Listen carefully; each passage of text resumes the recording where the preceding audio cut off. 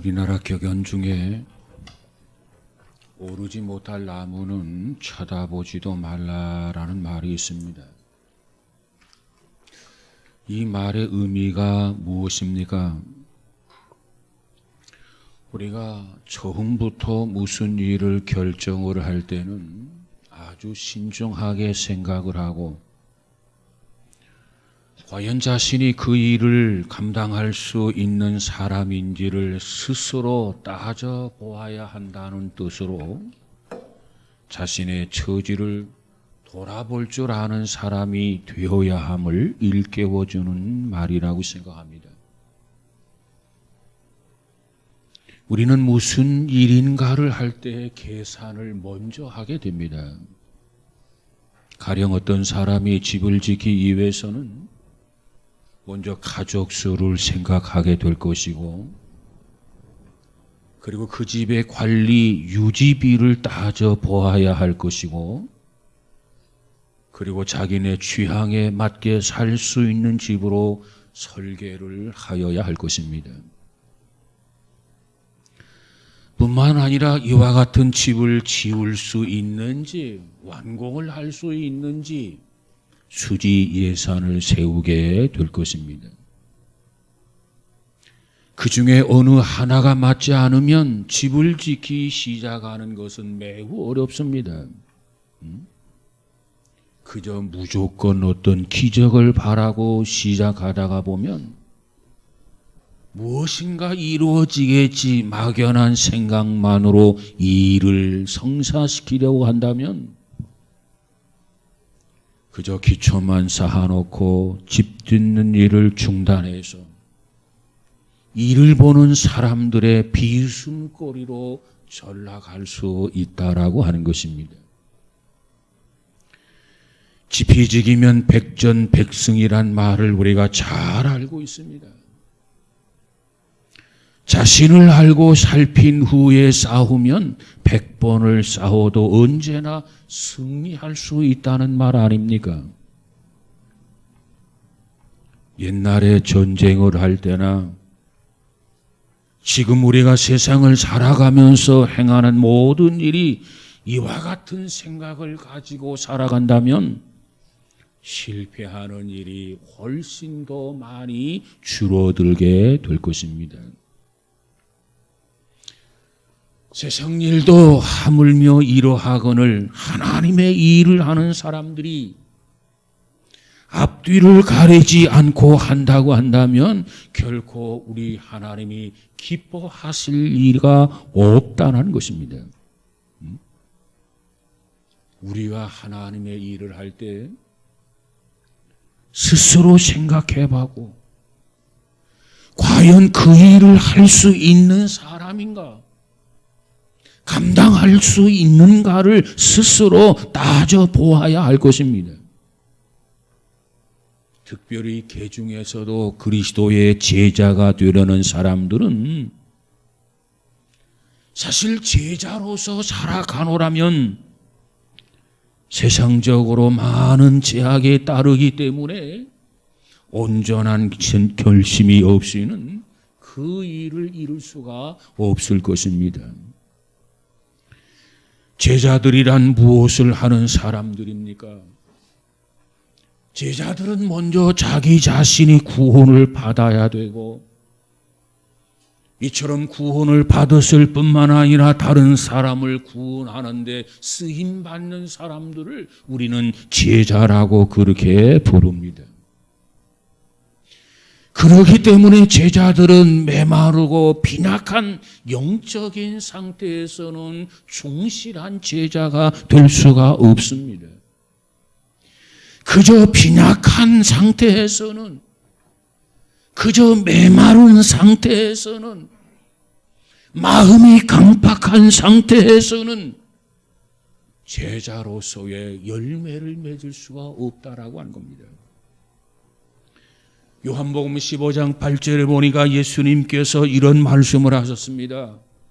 너희가 과실을 많이 맺으면 내 하나님께서 영광을 받으실 것이요 너희가 내 제자가 되리라 이렇게 말씀하셨어요.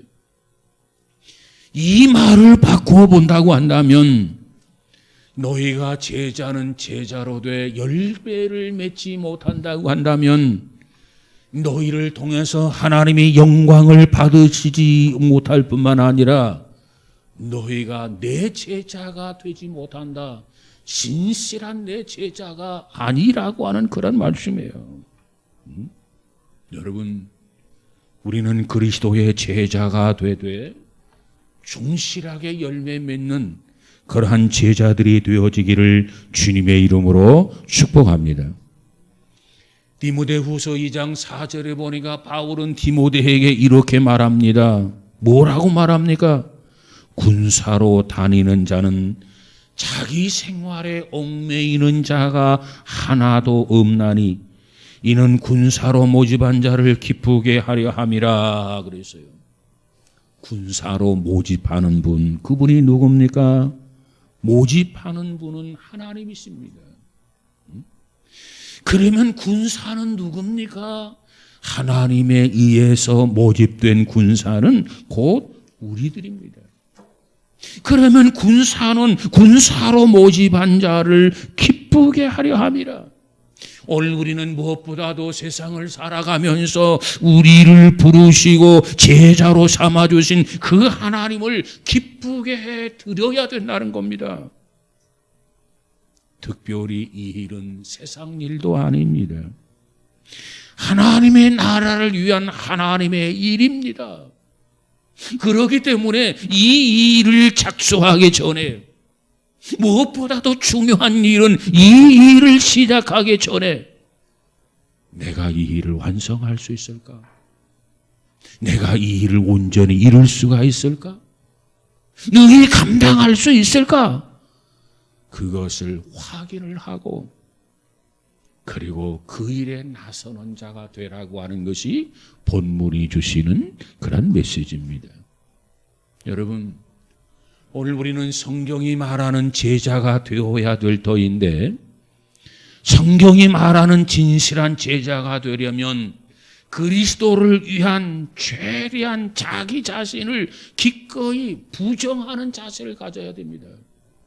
주님 앞에서 자기 자신을 부정하는 자세, 주님 앞에서 자기 자신을 날마다 쳐서 복종시키는 자세, 주님 앞에서 자기 자신이 날마다 죽어지는 자세를 가져야만이 제자다운 제자로서 삶이 가능하다는 겁니다. 항상 예수님께서 지나가시는 길에는 많은 무리들이 따랐습니다. 오늘 본문 말씀에도 보니까 허다한 무리들이 주님과 함께 있음을 우리는 볼 수 있습니다. 그런데 이 무리들 중에는 정말 진정으로 그리스도의 제자가 되기를 원하는 사람도 있었을 것입니다. 그런가 하면 이 무리들 속에는 주님이 주시는 육적인 만족만을 위해서 주님을 쫓는 사람도 있었을 것입니다. 야, 주님을 따르면 굶어 죽지는 않겠다. 아니, 예수님께서는 보리떡 5개, 물고기 2마리를 가지고 5,000명을 먹이고 12광주리를 남기더라. 그러니까 우리는 열렬을 다 젖혀놓고 주님만 따른다면 굶어 죽을 일은 없겠다. 이처럼 육적인 만족을 위해서 따르는 사람도 있었을 것입니다.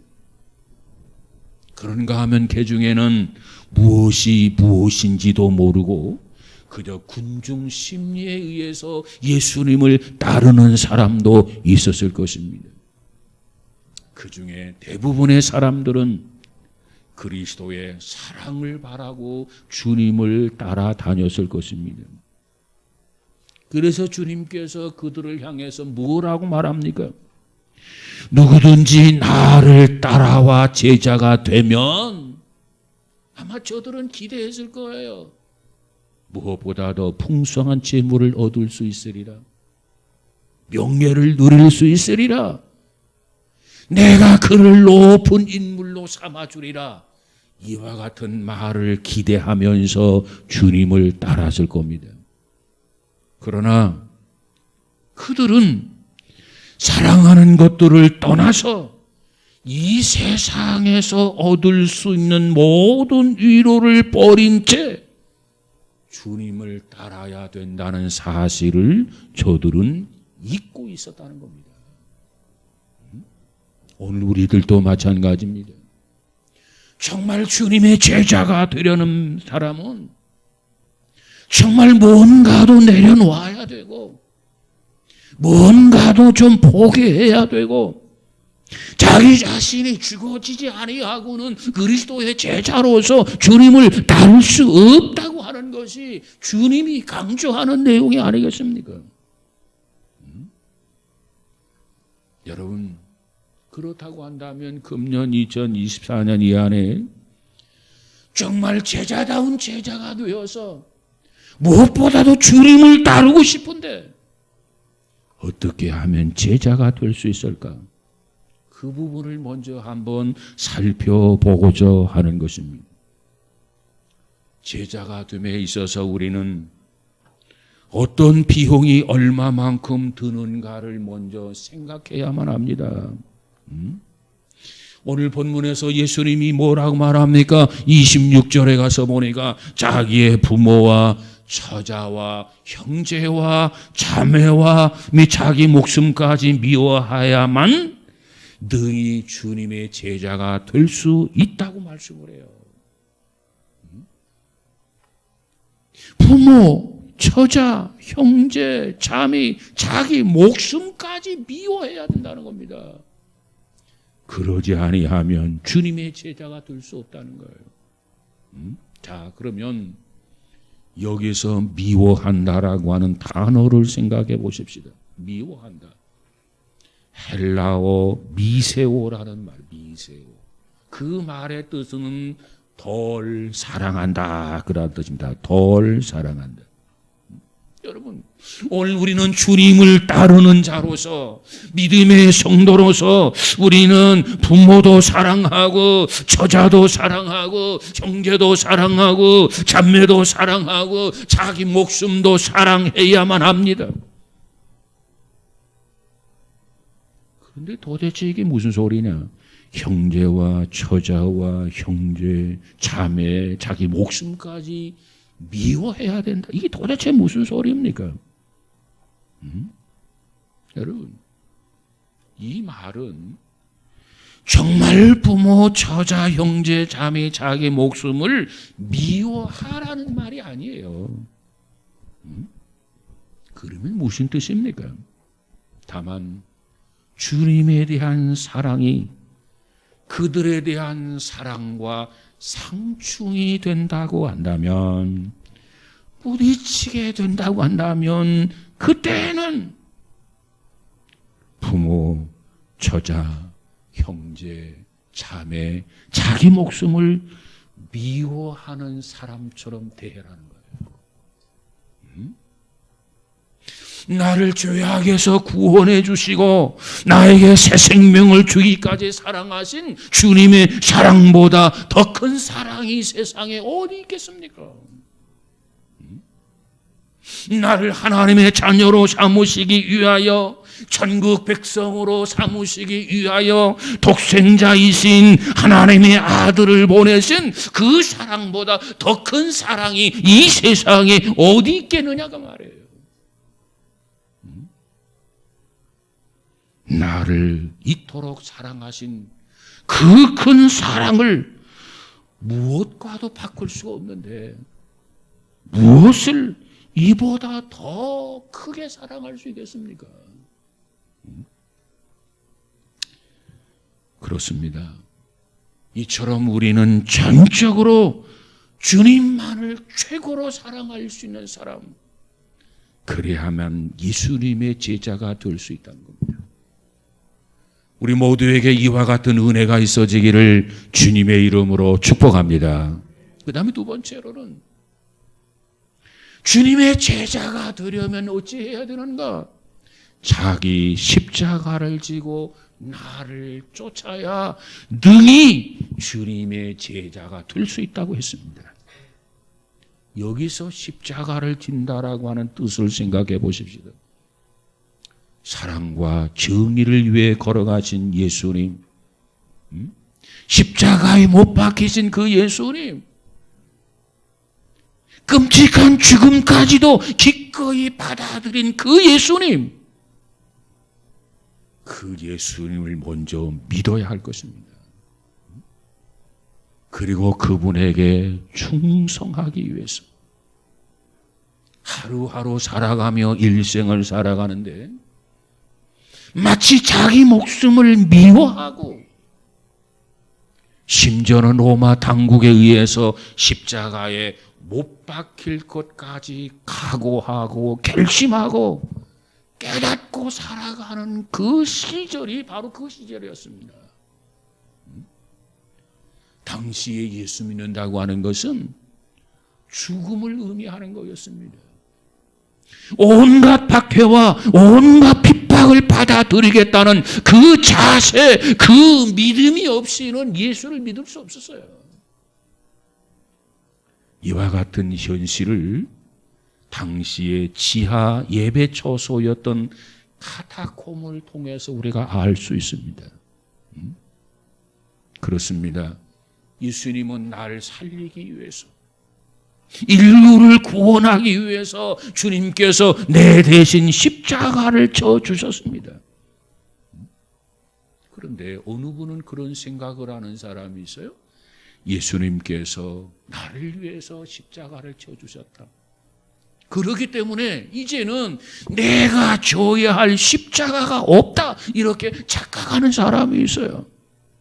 여러분, 예수님께서 지신 십자가는 어떤 십자가입니까? 인류의 죄를 짊어지는 십자가였어요. 세례 요한이 뭐라고 말합니까? 보라, 세상 죄를 지고 가는 하나님의 어린 양이로다. 예수님이 지신 십자가는 죄의 십자가였어요. 그러나 오늘 주를 믿는 저와 여러분, 그리스도의 제자로서 져야 할 십자가는 나의 몫으로 따로 남아 있다라고 한 거예요. 이 십자가를 우리가 져야 됩니다. 죄에 대한 십자가는 예수님이 져주셨지만 주님을 믿음으로 말미암아 주님을 따르며 있어서 내가 져야 할 짐이 있고 내가 져야 할 십자가가 있다는 겁니다. 그것을 지고 주님을 따라야 된다는 거예요. 그래서 예수님이 뭐라고 말합니까? 누구든지 나를 따르려거든 자기 십자가를 지고 나를 따르라 그랬어요. 여러분, 오늘 믿는 자로서의 십자가, 우리가 져야 할 십자가, 나의 몫으로 남겨놓은 그 십자가, 가정에서 그 십자가 지고, 교회에서도 그 십자가를 지고, 나라 민족을 위해서 그 십자가를 지고 주님을 묵묵히 따를 수 있는 우리 모두가 되어지기를 주님의 이름으로 축복합니다. 세 번째로는 자기 모든 소유를 버려야 주님의 제자가 될 수 있다는 겁니다. 오늘 모세는 믿음으로 장성하여 바로의 공주의 아들이라 칭함을 거절하고 도리어 하나님의 백성과 함께 고난받기를 잠시 죄악의 낙을 누리는 것보다 더 좋아하고 그리스도를 위하여 받은 수모를 애굽의 모든 보화보다 더 큰 채물로 여겼더라 그랬어요. 그리스도를 위해서 받는 수모, 애굽의 모든 보화보다 더 큰 채물로 여겼더라. 바울은 빌립보 3장 7절 이하 8절에 보니까 이렇게 말합니다. 내게 유익하던 것을 내가 그리스도를 위하여 다 해로 여길 뿐더러 또한 모든 것을 해로 여김은 내 주 그리스도 예수를 아는 지식이 가장 고상함을 인함이라. 내가 그를 위하여 모든 것을 잊어버리고 배설물로 여김은 그리스도를 믿고 그 안에서 발견되려 함이니 그랬어요. 우리의 모든 것을 다 버려야 됩니다. 그러지 아니하고는 주님의 제자가 될 수 없다는 거예요. 그러면 나의 모든 소유를 다 버림에 있어서 비용은 어느 정도 들어갈 것인가? 그 비용은 엄청날 것입니다.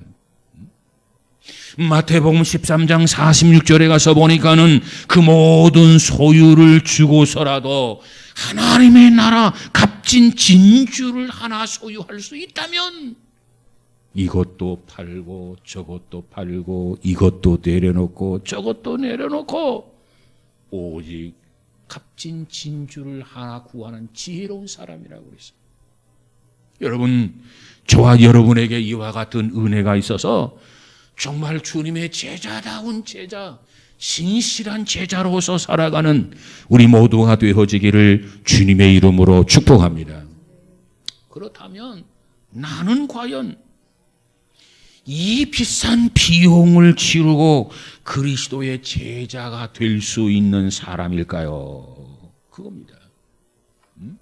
그 엄청난 비용을 치러야 제자가 되는데 과연 나는 그게 가능성이 있는 사람일까요? 세상에는 그렇지 못한 사람들이 너무나도 많다는 겁니다. 어떤 것 때문에 그런가? 인간적인 여러 관계를 포기해야 되는데 포기하지를 못해요. 또 사람에 대한 체면에서 벗어나야 되는데 이 체면 때문에 그래요. 이와 같은 사람은 그리스도의 제자로서의 자격을 갖추지 못한 사람들입니다. 정말 그리스도의 제자가 되려면 어찌해야 되는가? 사람과 사람의 관계 끊을 수 있어야 돼요. 그런데 그 관계를 끊으려야 끊을 수 없다면 그리스도의 제자가 될 수 없다는 거예요. 포기해야 되는데 포기하지 못한다. 그리스도의 제자가 될 수 없다는 겁니다. 혈기, 혈통, 이 모든 거 다 죽이고 내려놓고 쳐서 복종시키고 그리고 끊어야 되는데 그것이 정리가 되지 못한다면 그리스도의 제자가 될 수 없다는 겁니다. 어떤 사람은 체면 때문에 거칠애 때문에 관계를 끊지 못하는 사람이 없지 않아 있어요. 체면을 살리자니 제자의 길을 가기가 어렵고 제자의 길을 가려니 체면 때문에 방해받는 일이 너무나도 많고 이것이 우리의 현실입니다. 이런 사람들은 과연 이 비싼 대가를 지불하고 그리스도의 제자가 될 수 있는가 한번 생각해 보면서 결단을 해야 됩니다. 이 결단이 이루어지지 아니한다면 그리스도의 제자가 될 수 없어요. 여러분, 우리 모두에게 있어서 어떤 장애가 있고 어떤 방해물이 있다 손치더라도 결단함으로 그리스도의 제자가 되어지기를 주님의 이름으로 축복합니다. 뿐만 아니라 자아를 포기해야 되는데 자아를 포기하지 못해요. 무슨 일을 하든지 자신을 자꾸 앞세우고 자신을 자꾸 드러내려고 하는 사람들이 없지 않아 있어요. 여러분, 우리는 어떻게 살아야 됩니까? 무슨 일을 하든지 그리스도의 이름으로 해야 돼요. 그리스도 이름으로 할 때 하나님의 영광을 받으신단 말이에요. 그런데 무슨 일을 하든지 그리스도의 이름으로 하나님의 영광을 위해서 해야 할 그런 제자들이 자기 신분을 자꾸 드러낸단 말이에요. 자기 이름이 유명해지기를 원해요. 자기가 목회하는 교회가 부흥되었다. 자기의 계획에 잘 맞아들어져서 이 일이 이루어졌다. 이처럼 자기 자신의 이름이 많이 기록되기를 원합니다. 그저 여기에도 그저 저기에도 자기의 이름이 새겨지기를 원한단 말이에요. 그러나 겸손하게 성경으로 돌아가 보면 주의 이름은 흥하여야 하겠고 나의 이름은 자꾸만 쇠하여야 하리라. 세례 요한의 신앙 고백입니다. 우리는 무엇보다도 자기 이름을 드러내기 위한 바벨탑을 쌓는 일을 포기해야 됩니다. 값비싼 대가를 지불하면서 그리스도의 제자가 될 수 있는가를 생각하고 결단을 해야 된단 말이에요. 금년 2024년 이 한 해가 이 결단을 통해서 무엇보다도 고비를 넘기고 장애를 극복하고 제자다운 제자로서 열매 맺는 이 한 해가 되어지기를 주님의 이름으로 축복합니다. 뿐만 아니라 우리는 하나님 나라를 소유하기보다는 우선 자신에게 가까이 있는 세상적인 것에 욕심을 두고 살아갈 때가 너무나도 많아요. 여러분, 우리는 그리스도의 제자들입니다. 주님을 따르는 자들입니다. 그러려면 이 세상적으로 소유한 모든 것들을 하나하나 내려놓고 하나하나 포기할 때 우리는 하나님의 나라 천국을 소유하게 되는 것입니다. 그런데 살기 힘든다고 해서 세상 사람들처럼 살고 싶다고 해서 자신의 문제, 자식의 문제, 가정의 문제들을 세상적인 것들을 소유하고 있어야만 해결할 수 있다. 그래서 포기하지 못하고 결단하지 못하는 사람들이 너무나도 많단 말이에요. 그렇다고 한다면 우리는 그리스도의 제자로서 마땅히 소유해야 할 하나님의 나라를 위해서 세상적으로 있어야 할 것들을 포기해야 되는데 포기가 불가능해지게 될 것입니다. 포기하지 못하면 제자가 될 수 없어요. 포기해야 제자가 될 수 있단 말이에요. 선택의 기로에서 여러분은 어떠한 결단을 내리시겠습니까? 우리는 그리스도의 제자로서 무엇보다도 온전한 결단이 이루어져야 됩니다. 확고한 각오가 필요해요. 거기에 대한 치밀한 준비가 필요해요. 그저 덜렁덜렁 허영심으로 그리스도의 제자가 될 수 있다는 생각, 어리석은 생각을 버려야 됩니다. 우리가 가는 이 길은 출세를 위한 길이 아닙니다. 우리가 가는 이 길은 세상적으로 이름을 내기 위한 길도 아닙니다. 어떤 명예를 위한 길도 아닙니다. 부유층에 속한 사람으로 보여서 가고 싶다고 갈 수 있는 길도 아닙니다. 정말 그리스도의 제자가 되어져서 그리스도의 제자의 삶을 산다고 하는 것은 그러므로 이런 허영으로 소홀히 시작하고 소홀히 출발해서는 안 된다는 거예요. 마음의 준비가 필요해요. 마음의 결단이 필요해요. 그런데 마음의 준비도 없이 결단도 없이 주님의 제자가 되겠다고 나서게 된다면 반드시 힘에 겨운 어떠한 시련이 오게 될 것입니다. 어떤 역경이 오게 될 것입니다. 어떤 환난이 오게 될 것입니다. 그래서 시련, 역경, 환난에서 그저 좌절하고 만다면, 낭망하게 된다면 차라리 이 일을 시작하지 않는 것이 더 좋다. 이것이 주께서 주시고자 하는 말씀인 것입니다. 사랑하는 여러분, 금년 한 해도 주님 앞에 부름받은 제자로서 살아가는데 정말 우리가 마땅히 치러야 할 그 비용을 확실하게 계산하고 염두에 두고 출발하면서 무엇보다도 이 한 해 열매가 풍성해지는 저와 여러분이 되어지기를 주님의 이름으로 축복합니다. 특별히 그리스도의 제자로 살아감에 있어서 세상적으로 힘이 되어주는 것들을 다 끊어야 돼요. 그리고 하나님이 공급하시는 힘만으로 살아가겠노라 다짐을 하고 결심을 해야 됩니다.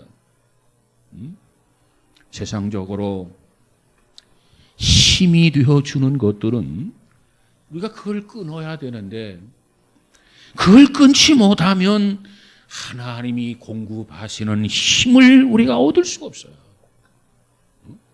그것을 끊어야만이 하나님이 주시는 힘을 우리가 얻을 수 있단 말이에요.